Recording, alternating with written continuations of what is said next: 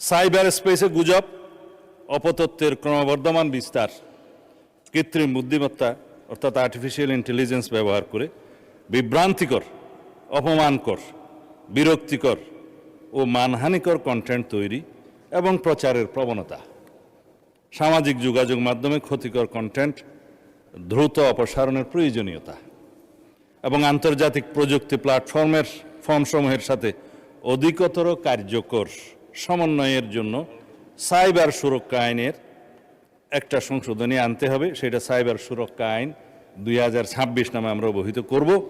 এর কতিপয় বিধান সংশোধন আমরা করব।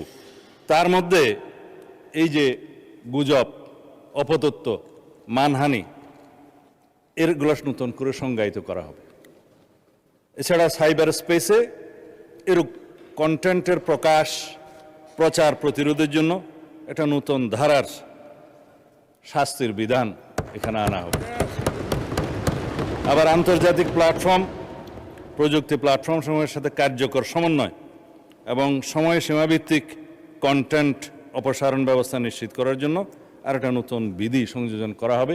কারণ এখন আমরা রিকোয়েস্ট করি, হয়তো 6 মাস পরে সেটা অপসারণ করে নাও করতে পারে, সেজন্য এটা আনা।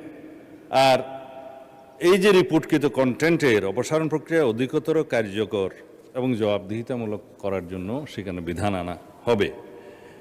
এবং আইন শৃঙ্খলা রক্ষাকারী বাহিনীর পাশাপাশি সরকারের নিকট থেকে ক্ষমতাপ্রাপ্ত অন্যান্য সংস্থাকেও আমরা এবং বাহিনীকেও এই সমস্ত তথ্য উপাত্ত অপসারণ, ব্লক এবং স্থানান্তর করবার জন্য আমরা ব্যবস্থা রাখব। সেখানে আমরা অনেক অথরিটি আছে, জাতীয় সাইবার সুরক্ষা আইনের মহাপরিচালক আছে, প্রযোজ্য ক্ষেত্রে বিটিআরসি আছে, তাদেরকে আমরা এই ক্ষমতা দিতে পারি।